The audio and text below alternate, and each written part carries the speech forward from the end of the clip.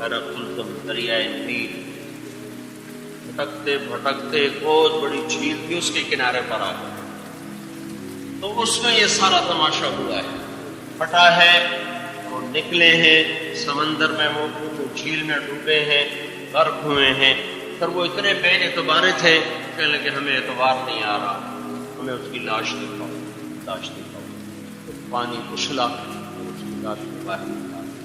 اور ایسے کچے کمزور استعداد کے تھے کہ جب تھوڑی دور گئے تاکہ کچھ لوگ پتھر کے سامنے کھڑے پوجا کر رہے تھے، تو کہنے لگے موسیٰ اجعل لنا الہا کما لہم آلہہ، موسیٰ جب خدا سامنے میں لے دے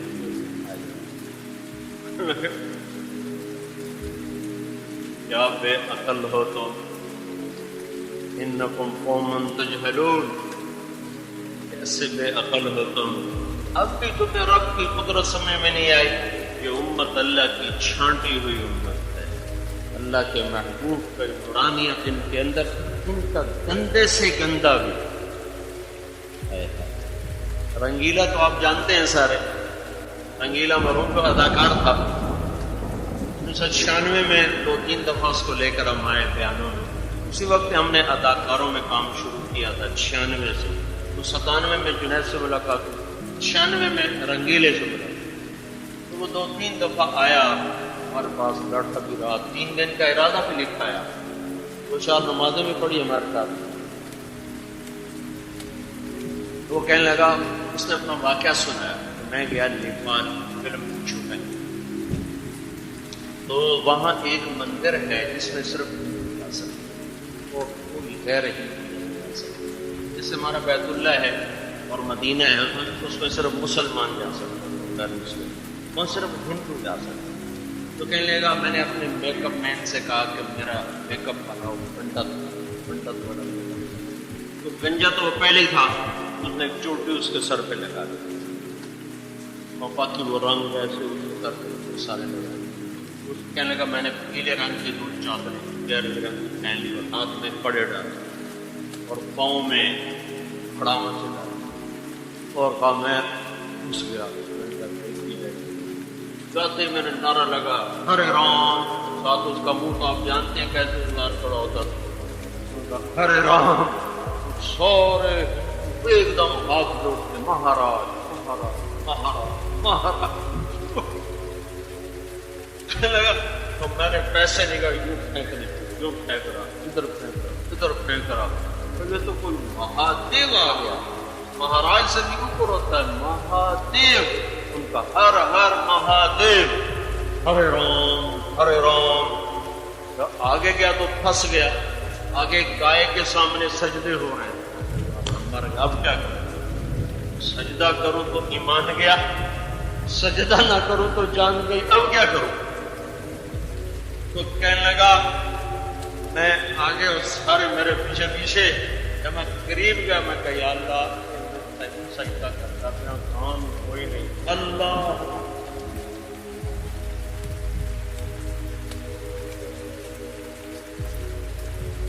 اللہ، یہ کیسی امت ہے؟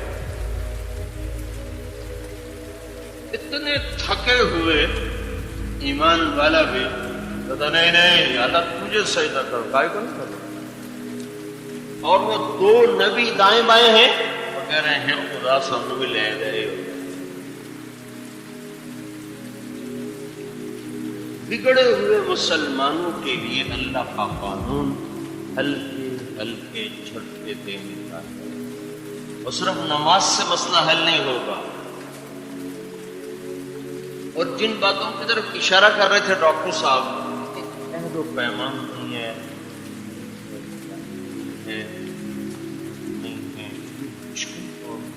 نماز کے لیے تو 10 منٹ دکان سے اٹھا، 1 لوٹا پانی سے وضو پہ جا کے کھڑا ہو گیا، اور جن چیزوں میں اس کو چلنا ہے وہاں مال قربان ہوتا ہے، عزتیں قربان ہوتی ہیں، وہ مشکل کام ہے، وہ تربیت کے بغیر ہو نہیں سکتا، وہ سیکھنا پڑے گا۔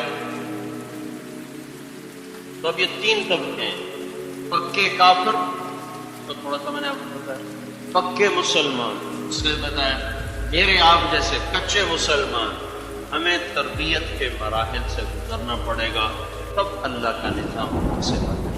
تو سنت اللہ کی یہی ہے، باقی وہ جب چاہے جو چاہے کر دے اس کا اپنا اختیار ہے، لیکن سنت اللہ یہی ہے، سنت اللہ یہی ہے کہ عبادات ایک چھوٹا سا پرچہ ہے، اس میں معاملات، معاشرت، عدالت، سیاست، حکومت، ایک ریڑھی والے سے لے کر صدر تک شریعت ہی شریعت ہے۔ اس سب میں معاملات میں، اخلاق میں بہت بڑا ایمان چاہیے۔ اللہ تعالیٰ ایک جگہ کہتا ہے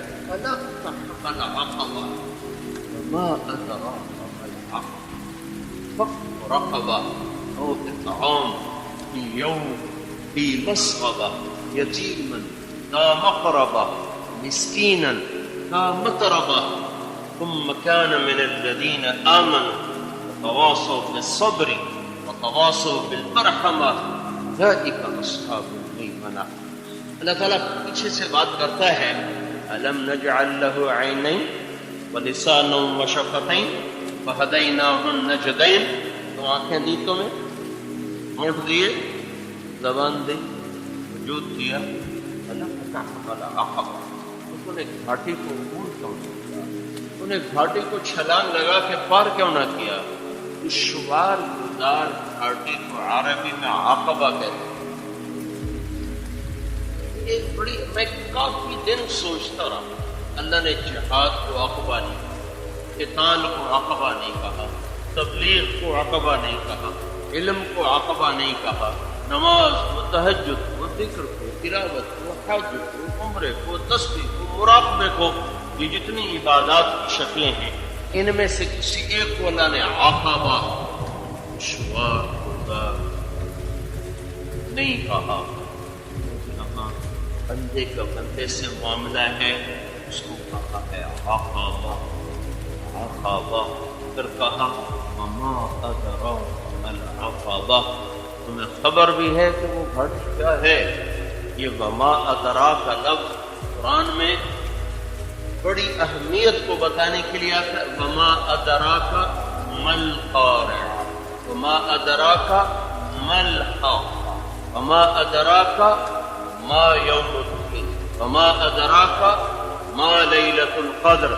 اس میں آپ دیکھو یہ کتنے عظیم چیزیں ہیں جن کے لیے ما ادراک لفظ آئے ہیں۔ یہاں اس گھاٹی کو لگاتا ہے وما ادراک، خبر ہے شوار گھاٹی کیا ہے؟ نہیں، میرے بندوں ساری کا ترجمہ خلاصہ، وہ میرے بندوں کی خدمت ہے، وہ یتیم کو کھانا کھلانا ہے، وہ مسکین کا حال پوچھنا ہے، وہ رشتہ داروں سے حسن سلوک ہے۔ یہاں آ کے سوئی پھنسی ہوئی ہے، اور اس کو اللہ عقبہ کہہ رہا ہے کہ ہے ہی مشکل، ہے ہی مشکل۔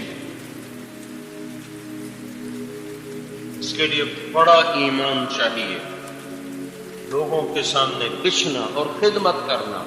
پھر یہ خدمت تب قبول ہوگی جب ساتھ ایمان بھی ہوگا اور عمل بھی ہو۔ ثم كان من الذين آمنوا، ایمان بھی ہو، وتواصوا بالصبر وتواصوا بالمرحمہ، اور ساتھ ایمان کی دعوت بھی ہو، تو پھر یہ عمل قبول ہوگا۔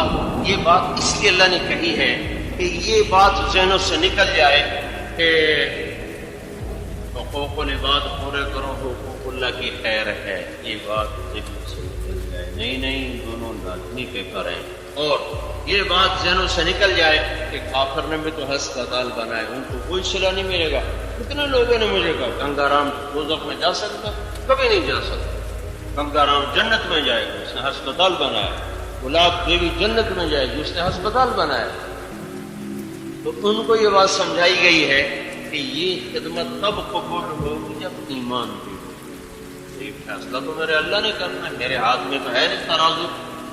جنت اور جہنم کا نظام تو میرے اللہ نے بنایا ہے۔ وہ یہ کہہ رہا ہے ان اللہ لا یغفر ان یشرک بہ ویغفر ما دون ذلک لمن یشاء، شرک معاف نہیں کروں گا، اس کے ساتھ ہر نیکی برباد ہو جائے گی۔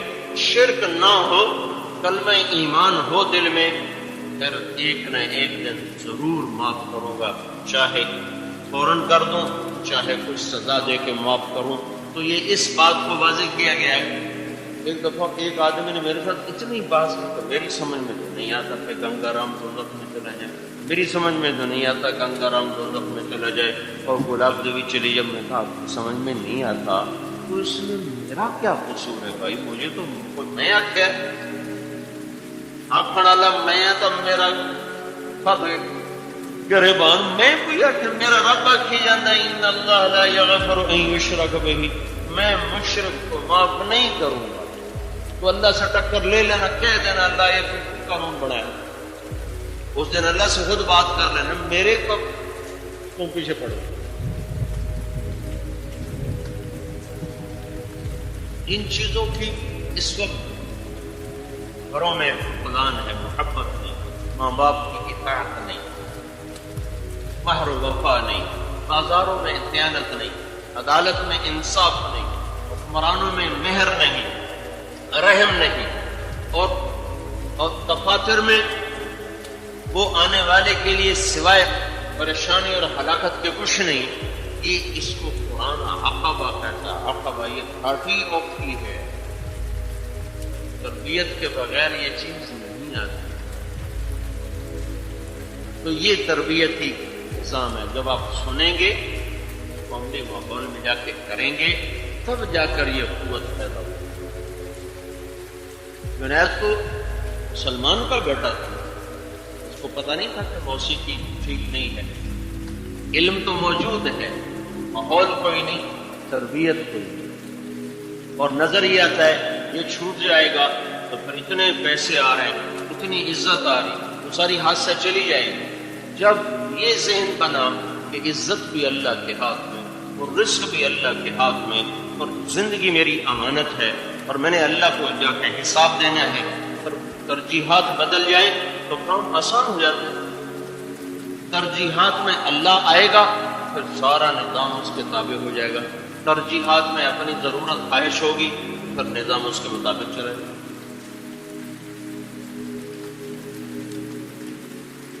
ایک صوبیدار مجھ سے کہنے لگا کہ میں نے چولہا لگایا تو فوج میں ہر جگہ ہیرا پھیری تو ہر جگہ ہے.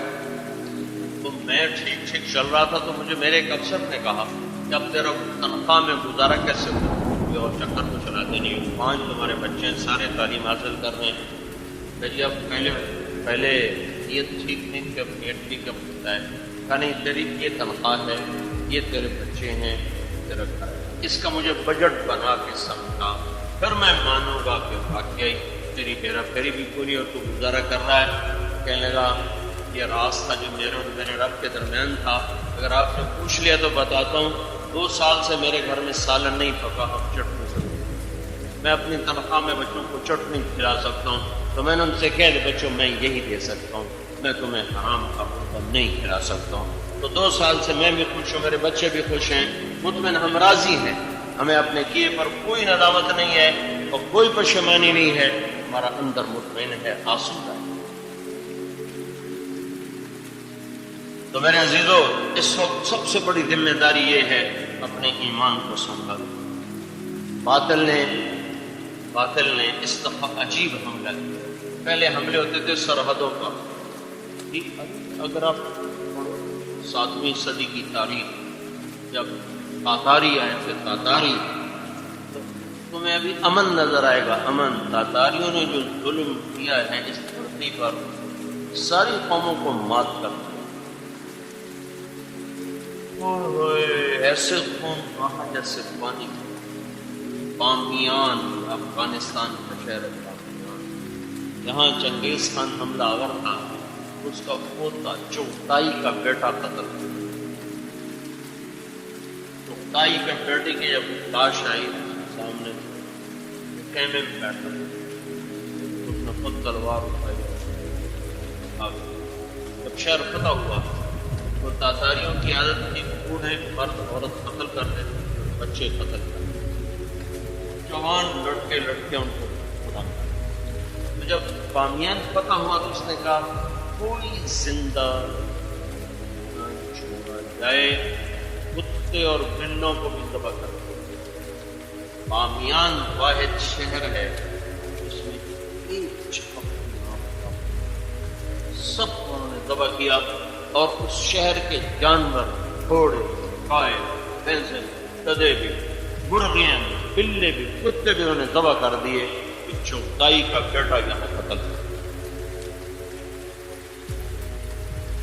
وہ تو رلا دینے والی داستان ہے، پڑھو، اپنی تاریخ پڑھا کرو۔ تاریخ اس لیے لکھی جاتی ہے کہ آنے والی نسلیں اس سے عبرت حاصل کریں، لیکن آخر میں سوچو تو غم ہلکا ہوتا ہے کہ یہ سارے جنت میں چلے گئے۔ 40 دن قتل عام ہوتا رہا بغداد میں، 40 دن، جو کلاشنکوف تو تھی نہیں، تلوار سے قتل کرنا تھا، تلوار سے، تو 15 لاکھ آدمی کو قتل کرنے میں 40 دن لگے۔ 40 دن تک ان کی مشکل کسی میں پڑے ہوئے معصوم بچوں کی چیخ و پکار ہے، معصوم بیٹیوں کی پوری مانگ کی، پورے والدین ہیں، جوان بیٹیاں کی بےعزتی ہو رہی، عزتیں تار ہیں، اور ہلاکوں کا قہر وہ نازل ہے، اور اوپر آسمان والا دیکھ رہا ہے۔ یہی دنیا کا نظام ہے، آزماتا ہے، کبھی صبر کا پیپر دے کر، کبھی شکر کا پیپر دے کر۔ 40 دن میں 15 لاکھ آدمی قتل ہو کے جنت میں چلے گئے۔ دکھ درد ہے مٹنے کا، پر ہمارا درد کا مداوع ہو گیا کہ وہ سارے جنت میں چلے گئے۔ اس دفعہ جو باطل کا حملہ ہے جان پر تھوڑا ہے، ایمان پر زیادہ، ہمارے ایمان پر طاقت۔ آج کی ٹیکنالوجی نے ہمارے اخلاق ہم سے چھین، ہمارا ایمان ہم سے سلب کیا جا رہا ہے، اور آج ناچ گانا ہماری تہذیب بن گیا۔ شراب کی محفلیں، چھوٹے چھوٹے موبائلوں میں ننگی فلمیں آ چکی، چھوٹے چھوٹے سیڈیز میں ننگے ناچ اور ننگے نظام دکھائے جا رہے ہیں، اور کیونکہ یہ اپنے نفس کی بھی اندر سے لذت ہے، تو اس حملے میں باطل طاقت سے کامیاب ہو۔ سرحدوں کا مٹ جانا تو پہلے بھی رہا، 1200 صدی اور 656 عیسوی، 656 عیسوی میں، 656 صدی میں، اور 1250 عیسوی میں صرف مصر باقی بچا تھا، اور باقی ساری اسلامی سلطنت ہڑم زمین پہ آ چکی، کچھ باقی نہیں بچا تھا سوائے مصر کے۔ لیکن اللہ نے اس دین کو باقی رکھنا ہے، پھر مصر سے اللہ تعالیٰ نے پھر سے بات کو اٹھایا، اور رکن الدین بیبرس نے 40 برس کے بعد ہلاکو خان کے لشکر کو عین جالوت میں 27 رمضان کو ان کے آپس میں ٹکر ہوئی ہے، اور اس میں پہلی دفعہ ہلاکو کا جو لشکر تھا، ہلاکو خود موجود نہیں تھا، اس کا بھائی محمود خان مر گیا تھا، تو تاتاری قانون تھا کہ جب خاقان مرے ہر تاتاری وہاں پہنچے قراقرم میں۔ قراقرم کا شہر ساری دنیا کا خون بہا کے آباد کیا گیا، 110 سال، 1210 میں اس کی بنیاد چلی، اور 1310 میں 30 میں چین نے حملہ کر کے قراقرم کو ایسے صفحہ ہستی سے مٹا دیا کہ اس صحرا میں ایک پتھر ہے، اس پر ایک کچھوا بیٹھا ہوا ہے، بس وہ ایک کچھوا نشانی ہے کہ یہاں کبھی چنگیز خان کا پایا تھا۔ بغداد موجود ہے، بامیان موجود ہے، سمرقند موجود ہے، آرا موجود ہے، وہاں خون ہی خون بہایا گیا تھا۔ ہلاکو نے کہا تھا میں نے آج بغداد کو صفحہ ہستی سے مٹا دیا ہے، کہ پھر کبھی نہ ابھرے گا۔ بغداد موجود ہے کہ کئی دفعہ خون میں نہایا ہے، تو ہلاکو مٹ گیا، چنگیز مٹ گیا، اس کا بیٹا جوجی مٹ گیا، چغتائی مٹ گیا، تولوئی مٹ گیا، اغدائی مٹ گیا، تاتاری سارے مسلمان ہو گئے سوائے ایک نسل کے جو چین چلی گئی، قبلائی خان کی نسل جو چین شفٹ ہوئے وہ نہیں ایمان لائے، باقی ساری چنگیز کی نسل مسلمان ہوئی۔ تو اللہ تبارک و تعالیٰ کا نظام چلا، رکن الدین بیبرس کے ذریعے سے عین جالوت پر ہلاکو چلا گیا، واپس پیچھے لشکر چھوڑ گیا، اس کا صفت تعالیٰ طاقت ہوگا۔ ہلاکو نے ظلم اس لیے بھی زیادہ کیا، ہلاکو کی بیوی تھی، وہ وہ قوزہ وہ تھی عیسائی، اور اس کا جو سالار تھا تبوغہ وہ بھی تھا عیسائی۔ انہوں نے اس کا وہ قوزہ کا گرجا 7 سال چلتا تھا، پہیے لگے تھے اس کے 7 سال چلتا تھا، جہاں وہ پڑاؤ ڈالتے وہاں وہ گرجا بھی ہوتا، وہاں بندگی بھی ہوتی۔ تو بیوی اور سالار نے مل کر علاقوں کو اٹھار کے مسلمانوں کو بہانے پہ آمادہ کیا۔ لیکن عین جالوت میں جب وہ چلا گیا تو رکن بن بیبرس نے حملہ کیا ہے، تو تبوغہ پکڑا گیا، لشکر پکڑا گیا ہے۔ اللہ تعالیٰ نے پھر مصر سے بات کو اٹھایا، اور عین اس وقت جب ہلاکو خان مصر پر حملے کی تیاری کر رہا تھا تو مصر میں اتنی طاقت نہیں تھی کہ ہلاکو کا مقابلہ کرتے۔ اللہ نے ہلاکو کے چچا کے بیٹے کو ہدایت دے دی، برقع خان۔ چنگیز کا سب سے بڑا بیٹا جوجی، اس کا بیٹا تھا اباقہ، اس کا بیٹا تھا برقع، اور ادھر تولوئی اس کا بیٹا تھا ہلاکو۔ اور اوپر سے جوجی کا پوتا برقع، یہ دونوں کا ایک زمانہ ہے۔ تو رکن سمرقند کے تاجروں کی طفیل برقع خان مسلمان ہوا۔ جب ہلاکو نے مصر پہ حملے کے لیے لشکر نکالا تو رکن الدین بیبرس نے برقع خان کو خط لکھا کہ اپنے بھائی کو روکو، مسلمان میں بھی مسلمان۔ تو برقع خان نے ہلاکو سے کہا کہ تم حملہ نہ کرنا ہی، میں مسلمان ہو چکا ہوں۔ تو اس نے اس کو خط لکھا کہ تم نے چنگیز خان کا قانون نہیں پڑھا ہوا، چنگیز خان نے لکھا ہے کہ 2 تاتاری تلواریں آپس میں نہیں ٹکرانی چاہیے۔ اس کا جواب برقع خان نے دیا، وہ بھی کافر تھا تو بھی کافر ہے، میں مسلمان ہو چکا ہوں، میری تلوار نکلے گی تیرے خلاف اگر تو نے مصر پر چڑھائی کی۔ تو یہ پہلی دفعہ زندگی میں 60 برس کے بعد 2 تاتاری لشکر آمنے سامنے ہوئے، جس میں نہ کسی کو فتح ہوئی نہ کسی کو شکست ہوئی۔ دونوں لشکر لڑ کے تھک کے واپس لوٹ گئے، لیکن ہلاکو کی طاقت کو زوال آ گیا، اور اسی لڑائی میں اس کا گھوڑا اپنے گھوڑے سے گرا ہے اور اس کا پاؤں رکاب میں پھنس گیا۔ گھوڑا اس کو بھگاتا دور تک لے گیا، اس کا سر پتھروں سے ٹکراتے انہی زخموں میں وہ تاب نہ لا سکا، اور کچھ عرصے کے بعد 42 سال کی عمر میں وہ جہنم واصل ہوا۔ تو اس وقت سب سے بڑی یلغار یہ ہے کہ انہوں نے ہماری بیٹیوں کو اسٹیج پہ نچا دیا ہے، نوجوانوں کے ہاتھ میں گٹار پکڑا دیا اور ساری محفل رقص کر رہی ہے۔ یہ اس میں اگر ہم مرتے ہیں تو جہنم ہے۔ وہ جو ان کی تلواروں سے مرے وہ تو جنت میں گئے، جو بموں سے مرے وہ جنت میں گئے، لیکن اس حملے کا توڑنا استادوں کے پاس ہے نہ ماں باپ کے پاس ہے۔ خود ہمت کرو گے، اپنے ایمان کو پہچانو، اپنی اقدار کو پہچانو۔ یہ میٹھا زہر ہے، تمہیں زہر آلود کر کے ساری زندگی کو خراب کر دے۔ جس قوم میں موسیقی پھیل جائے وہ قوم ہلاک ہو جاتی ہے۔ اس وقت ساری دنیا ہلاکت پر آ چکی، ساری دنیا، کسی وقت بھی کچھ ہو جائے گا۔ تو میں نے دیکھا کہ جتنا عذاب لوط علیہ السلام کی قوم پہ آیا ہے اتنا کسی قوم پہ نہیں آیا۔ لوط علیہ السلام کی قوم پہ 5 عذاب آئے۔ دنیا کا سب سے بڑا کافر فرعون ہے، اس نے کہا میں ہی رب، یہ دعویٰ کسی نے نہیں کیا۔ فرعون نے کہا میں ہی رب، اللہ نے پانی میں ڈالا۔ اور لوط علیہ السلام کی قوم نے گناہ کیا نہیں تھا، اور فحاشی اور بے حیائی میں دلیر ہو گئے، ڈھیٹ ہو گئے۔ 5 عذاب۔ یا پھر شعیب علیہ السلام کی قوم پہ 3 عذاب۔ وہ آئے تھے ملاوٹ، انہوں نے ساری منڈی کو خیانت سے بھر دیا تھا، تو انہوں نے 3 عذاب۔ یا بے حیا مارے جاتے ہیں یا بدخیانت مارے جاتے ہیں۔ تو اس وقت دونوں چیزیں عروج پر ہیں، بدخیانتی بھی عروج پر ہے، بے حیائی بھی عروج پر ہے۔ اسی وقت بھی کچھ ہم اس کشتی پر سوار ہیں جس کے پیندے میں سوراخ ہے، بادبان تار ہیں اور موجیں طوفانی ہیں اور ملا چھوڑ چکے ہیں۔ تو اس وقت میں بھی اگر بیدار نہ ہوئے تو اور کون سا لمحہ ہوگا جب آنکھیں کھلیں گی؟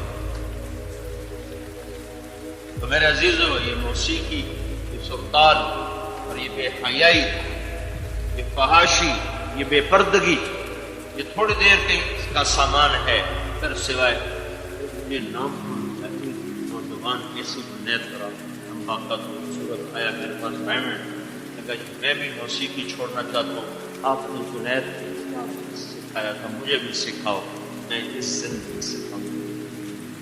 میں نے تو کچھ بھی نہیں سکھایا تھا، ایک ماحول میں جانے کی ترغیب دی۔ میرے پاس اگر میرے ہاتھ میں ہدایت ہوتی تو میرے سارے رشتے دار ہدایت پر ہوتے۔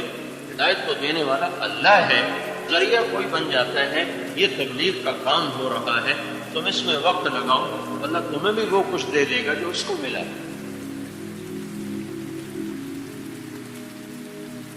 ملک سجاد صاحب یہاں اسکول ہے، وہ میرے بچے وہاں پڑھتے رہے پرائمری تک، کبھی حج میں میرے ساتھ میں کہنے لگے جی ماں باپ ہمارے پاس آتے ہیں، ہم عاجز ہیں، ہمارے بچے ہماری نہیں مانتے، آپ ان کو سمجھاؤ۔ کہنے کہ ہم بھی عاجز ہیں، ہم کیا کریں؟ کہ اس دفعہ وار ہی ایسا ہوا ہے، اس کا حل نظر نہیں آ رہا۔ حل اس کا ایک ہے کہ اللہ سامنے، آخرت سامنے ہو، جنت سامنے ہو۔ جو جنید نہیں بتایا کہ ہمارا گانا ہوتا ہے 3 منٹ، 3.5 منٹ، میکسیمم کوئی سننا چاہے 5-6 منٹ، اس سے لمبا نہیں بناتے، لوگ سنتے نہیں ہیں۔ کہ جنت کا سب سے چھوٹا گانا 70 سال کا، اور اللہ اعلان کرے گا وہ کہاں ہیں؟ دنیا میں گانے نہیں سنتے تھے، آج جنت کا سنایا جائے۔ پھر وہ گانا تو کچھ نہیں ہے، اللہ پوچھے گا کہ وہ برے گائیں، برے میں اللہ پوچھے گا کیسا ہے؟ پہلے اعلان ہو فیصلہ آباد، ایک فیصلہ آباد میں سے اضافہ کرنا ہے، جو فیصلہ آباد میں گانا نہیں سنتے تھے آگے آ جاؤ۔ کیا حال ہوگا ان کا جو محروم ہو جائیں گے اس محفل میں؟ اس نے سچ ہی کہا، جب گانے والے توبہ کر کے تم سننے والے بھی توبہ کرو۔ تو اللہ تعالیٰ پوچھیں گے کیسا پایا کہنا بڑا توبہ، اللہ کہے گا اس سے اچھا سنو۔ تو اللہ کہے گا داؤد علیہ السلام سے آؤ ممبر پر آؤ۔ داؤد علیہ السلام کہیں گے میری آواز تو دنیا میں، اللہ کہے گا واپس کرو اور آگاہ کرو۔ تو جب داؤد علیہ السلام گائیں گے تو جنت والوں کو جنت میں مل جائے گا۔ پھر اللہ فرمائیں گے کیسا ہے؟ کہیں گے بڑا اچھا۔ اللہ کہیں گے اس سے اچھا سنا۔ پوچھیں گے وہ کیا ہے؟ تو اللہ کہے گا یا حبیبی یا محمد، اے میرا حبیب اب تو آ جا، تیری باری۔ اللہ کے محبوب جلوہ افروز ہوں گے اور آپ کی آواز جنت کا ساز۔ جتنا بڑا محروم ہوا وہ انسان، وہ مرد وہ عورت، وہ لڑکا وہ لڑکی، اس عملے کے پیچھے وہ سب پیش کر دیں۔ تو اللہ تعالیٰ فرمائیں گے کیسا ہے؟ بڑا بہت۔ اللہ کہے گا اس سے اچھا سن، اس سے اچھا بھی ہے۔ اب ہمارا اللہ اب تمہیں خود سنائے، پھر ساز تھم جائیں گے، صرف اللہ ہی اللہ۔ تو اللہ کہے گا رضوان پردے اٹھاؤ، آگے سے پردے اٹھاؤ۔ اللہ کہے گا میرے بندے آج میرا دیدار بھی کریں گے، میرا کلام بھی سنیں گے۔ آنکھیں اللہ کو دیکھ کے ٹھنڈی ہوگی، کان اللہ کے نغمے سے ٹھنڈے ہوں گے۔ ایک اور بات ہو، صرف کان نہیں سننا، اچھی آواز صرف کان سننا، اس میں ایک آنکھ ہے، اس سے آواز پیچھے جاتی ہے، وہاں سے سگنل آتا ہے، مختصر سا نکال، پھر مٹھاس کر سکتے، پھر حلاوت کر سکتے۔ جب اللہ تعالیٰ نے کہا نا یا موسیٰ انی انا ربک، تو موسیٰ علیہ السلام جو مست ہو گئے تھے، وہ وجہ صرف کانوں نے نہیں سنا تھا، موسیٰ علیہ السلام کے سر سے لے کر پاؤں تک روئے میں کان بن گیا، اللہ تعالیٰ کی آواز رس بھری سارے وجود میں پھیل گئی۔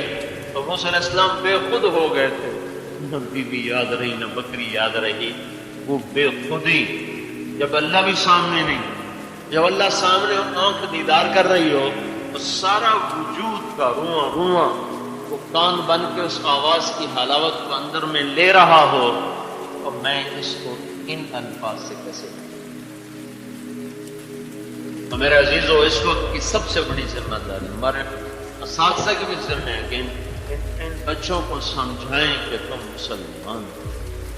کہ جب یہی محفل موسیقی کا انعقاد شروع کر دیں تو بچوں کا کیا قصور کہ یونیورسٹی کی طرف سے محفل موسیقی سجائی جا رہی ہے؟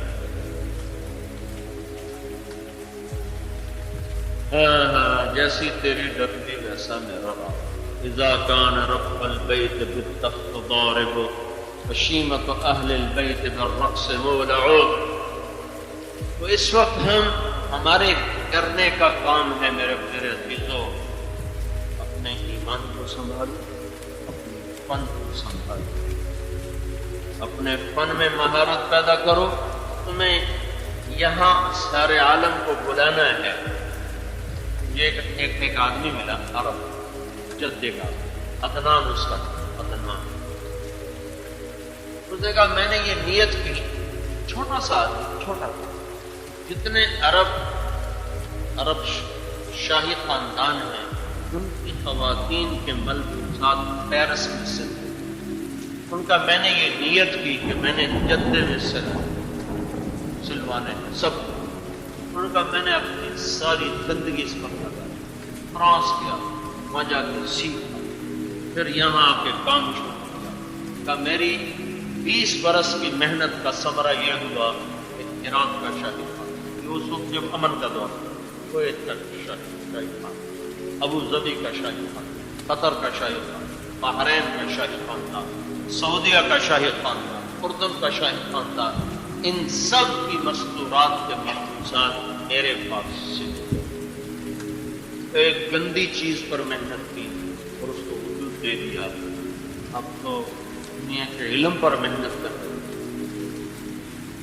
اپنے فن میں بھی جان مارو، صرف پیسہ کمانے کا ذہن نہ بناؤ کہ پیسہ کمانا،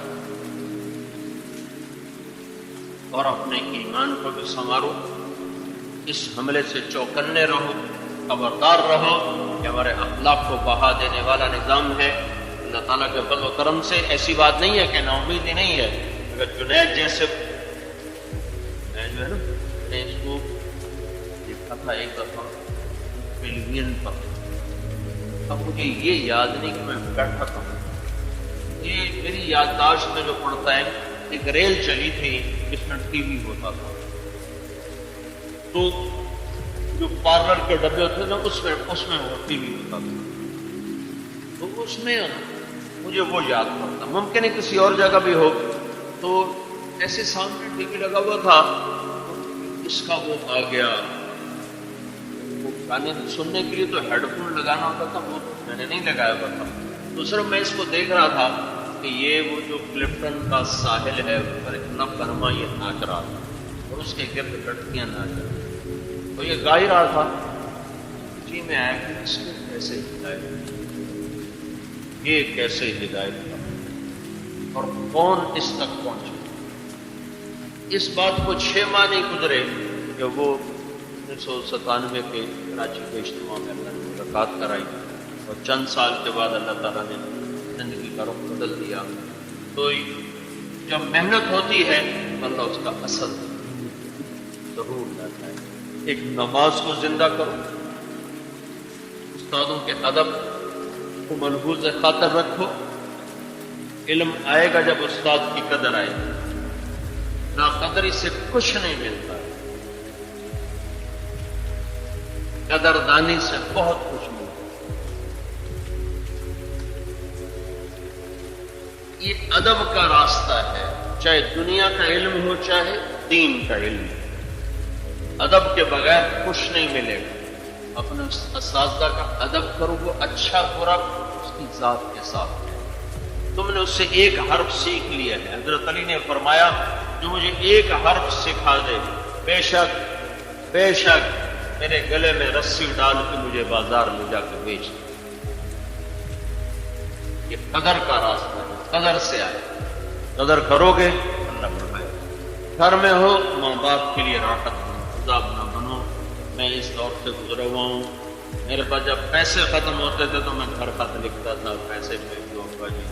تو ایک دفعہ میرے باپ کا خط آیا, میں لاہور پڑھتا تھا, بیٹا جب پیسے ختم ہوتے ہیں اسی وقت ختم ہوتے ہیں, تو یہ آگے پیچھے بھی لکھتے.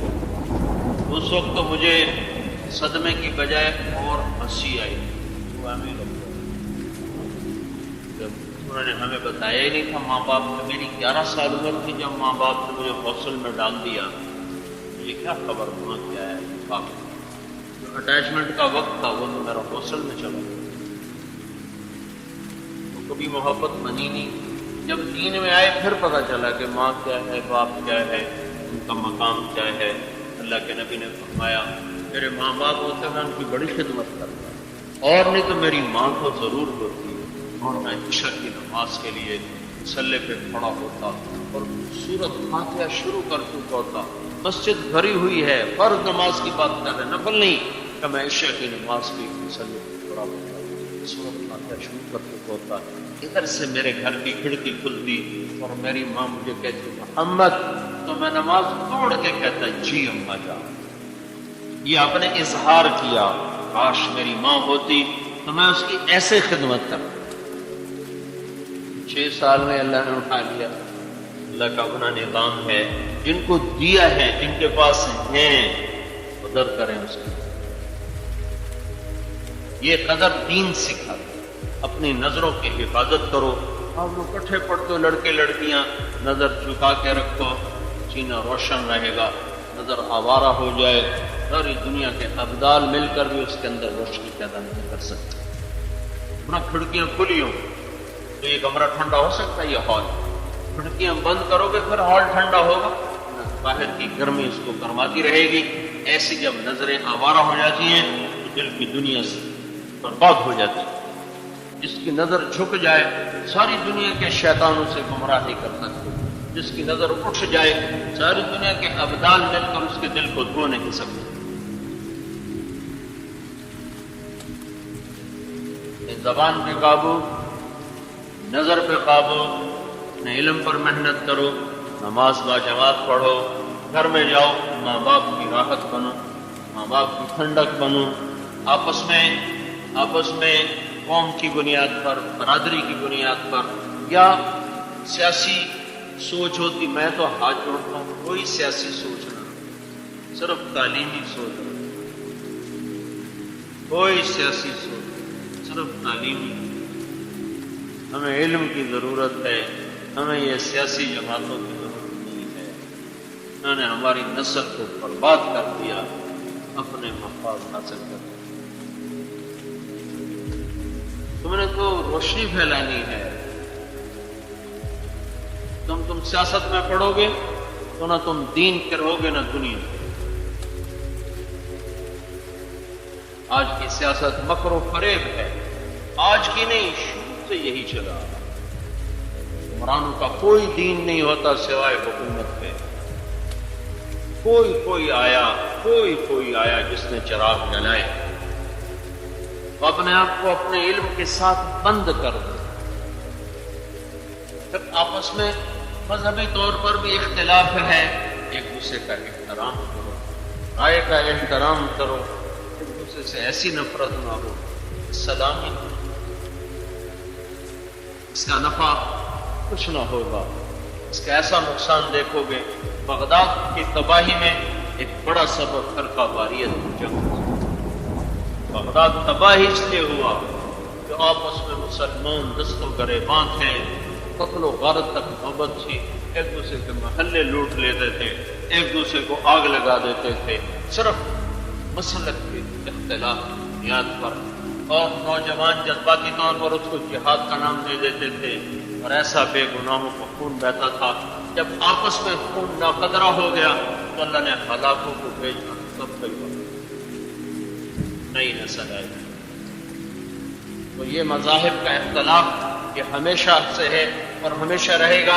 اس کو برداشت کرنا سیکھو, اس کے اوپر لڑنا, لڑو,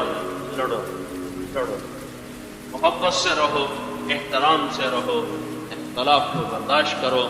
اللہ کے واسطے اس کو وجہ نزاع نہ بناؤ، اس کی وجہ سے ایک دوسرے سے نفرت نہ کرو، اس کی وجہ سے سلام سے نہ جاؤ۔ یہ تبلیغ کی کامیابی کا کہ بہت سے اثر، ان میں ایک بڑا سبب یہ بھی ہے کہ تبلیغ نے اختلافی مسائل کو ختم۔ جب سب سے پہلے مجھے آ کر ملے تھے تبلیغ والے، تو وہ ہمارے کالج کے لڑکے تھے، تو پہلے دن تو میں نے کچھ نہیں کہا، تو میں حیران ہو کے ان کی سنتا ہی رہا۔ دوسری دفعہ ملنے آئے تو پھر میں نے یہ کہا تھا کہ ہم کون سی نماز، کیسی نماز، اس کو کافر کہتا ہے، اس کو کافر کہتا ہے۔ اس نے مجھے کہا تھا کوئی کسی کو کافر نہیں کہتا، آپ چل کے خود۔ یہ جملہ مجھے آج تک یاد ہے۔ پھر بھی اللہ نے اس وقت نصیب میں نہیں کیا تھا، بہت عرصے کے بعد ایک دوست ہی مجھے لے کر گیا۔ تو یہ اس کام کی ایک بڑی خوبصورت بات ہے کہ اس میں کسی کی دل آزاری کا بوجھ نہیں ہوتا ہے، اپنی بات کی تصدیق پر دوسرے سے دستوں کا ربام ہو جانا۔ میں بھی چند دن پیچھے کی بات ہے کہ نوجوان اس کہنے لگا بتاؤ یہ فجدین کرنا ٹھیک ہے کہ غلط ہے؟ کرنا بھی ٹھیک ہے، نہ کرنا بھی جیسے دیکھیں۔ کو یقین نہیں آ رہا تھا کہ بھائی کوئی ایسی بات رواداری کی کرے گا، انشاءاللہ دونوں جنت میں جائیں گے۔ اس کو لڑائی کا موضوع نہ بناؤ، دونوں باتیں اللہ کے نبی سے حدیث موجود ہے، کرنے کی بھی موجود ہے، چھوڑنے کی بھی موجود ہے۔ اس محنت کو چھوڑو، اس میں لگو کہ جو بے نمازی ہیں ان کو نمازی کیسے بنائیں۔ تو تبلیغ کے کام کی یہ خوبصورتی ہے، اس میں محبت کا پیغام ہے۔ یہ کراچی تھا، شہزاد رائے ہونے والوں وہ اس کو کوئی ساتھ لے کر آپ کو ملانے کے لیے، تو شہزاد رائے سے ہم رات 11 بجے سے لے کر 1 بجے تک بات کی۔ تو کہنے لگا مجھے تبلیغ میں بس 2 باتیں بڑی پسند، ایک یہ دل آزاری کی بات سے، دوسرا ایک اختلاف کی بات جس سے آپس میں لڑائی جھگڑا پیدا ہو۔ تو وہ اللہ کے فضل سے 3 دن کا ارادہ کر کے گیا ہے۔ انہوں نے کہا تھا کہ میں جنید بھائی کے ساتھ 3 دن لگاؤں گا، جب وہ جائیں گے 3 دن کے تو میں بھی ان کا جا جاؤں گا، میں کہ وہ تیری بھی شامت آؤں گا۔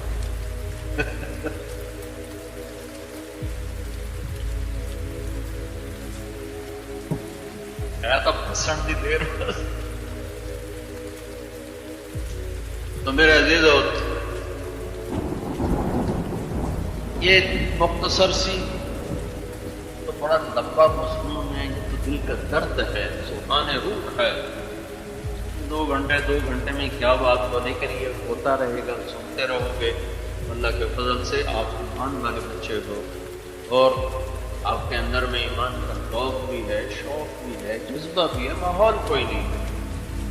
ماحول ملے گا تو انشاءاللہ آپ میں ایسے روشن چراغ بنو گے، دین کو بھی چمکاؤ گے، دنیا کو بھی چمکاؤ گے۔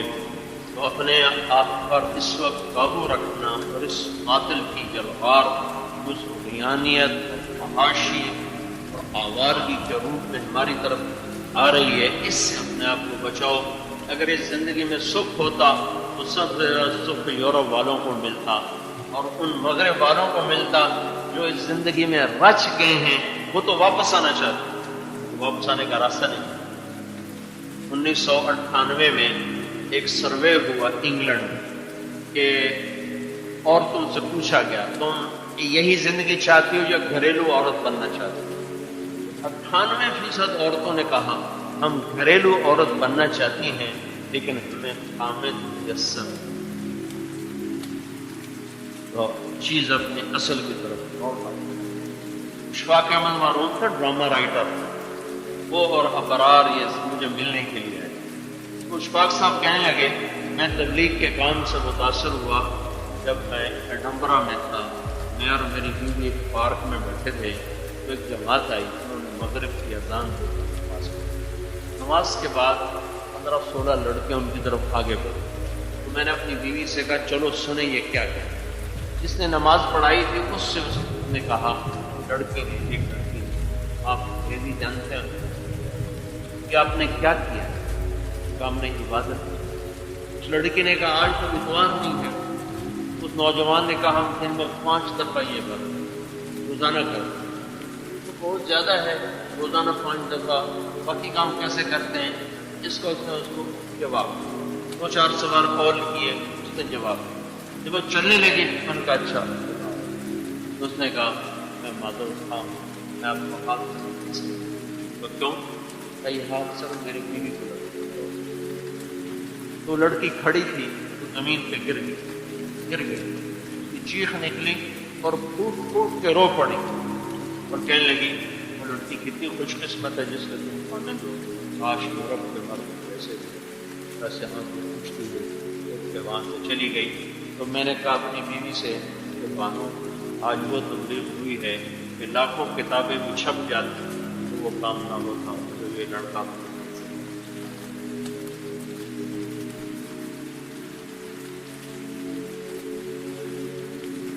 تو اللہ کا فضل ہے، عالم میں گردش ہے، نقل و حرکت ہے، مت کرو، اپنے پر قابو رکھو۔ یورپ تو خود تھک چکا ہے اپنی زندگی سے، خود اس سے نکلنا چاہتا ہے، راستہ کرو۔ ہمارے پاس سب سامان موجود ہیں، جب ہمارے پاس آئے گی سچائی تو لوگ توڑے ہوئے آئیں گے۔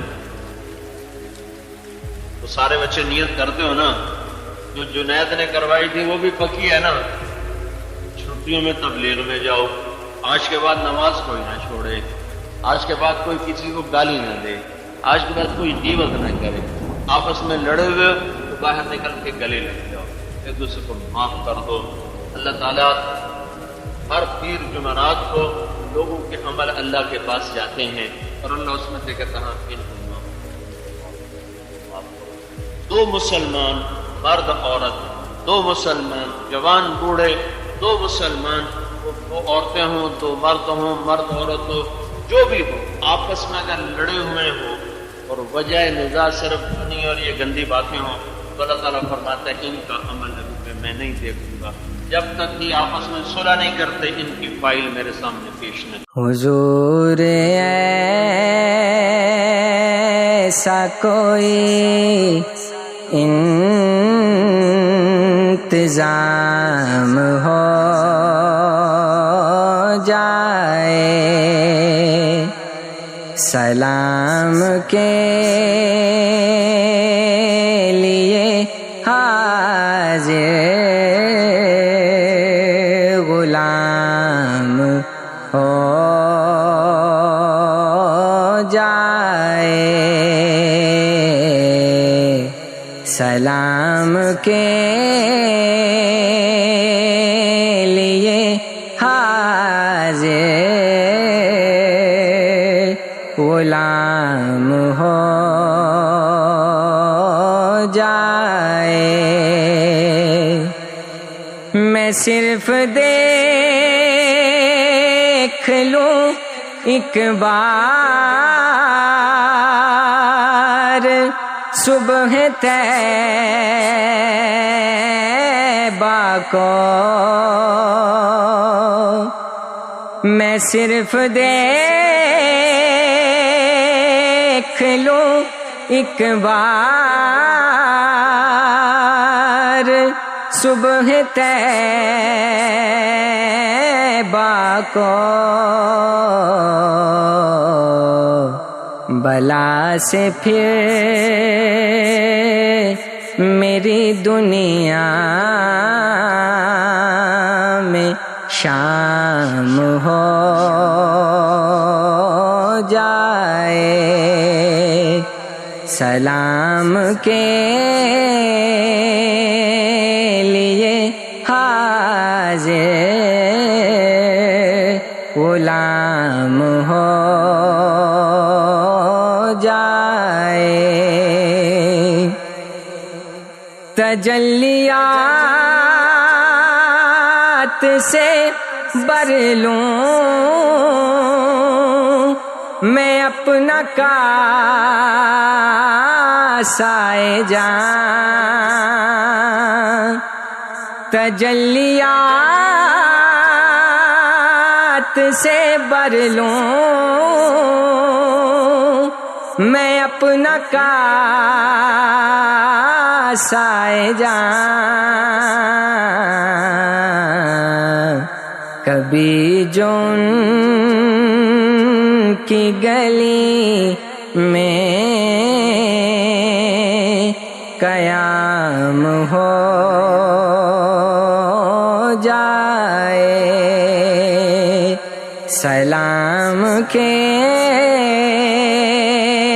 لیے حاضر غلام ہو جائے حضور آپ جو سن لیں تو بات بن جائے حضور آپ جو سن لیں تو بات بن جائے حضور آپ جو کہہ دیں تو کام ہو جائے سلام کے لیے حاضر غلام ہو جائے حضور آپ جو چاہیں تو کچھ نہیں مشکل حضور آپ جو چاہیں تو کچھ نہیں مشکل سمٹ کے فاصلہ یہ چند گام ہو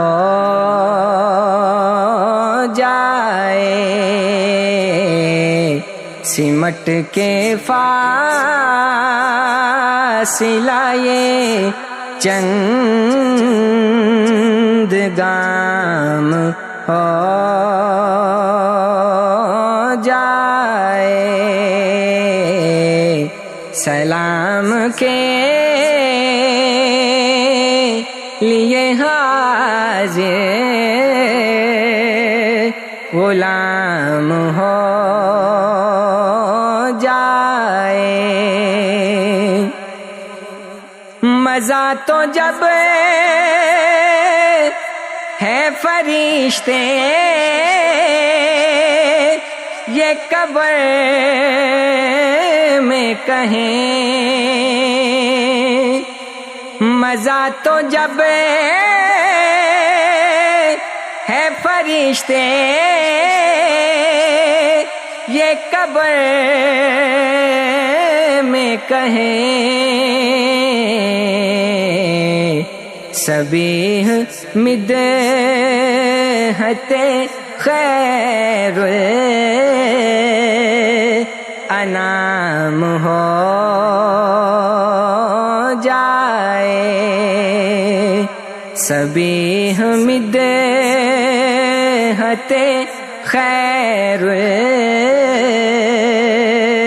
الانام ہو جائے حضور ایسا کوئی انتظام ہو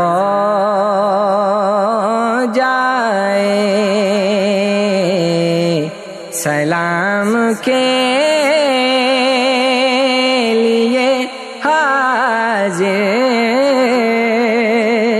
غلام ہو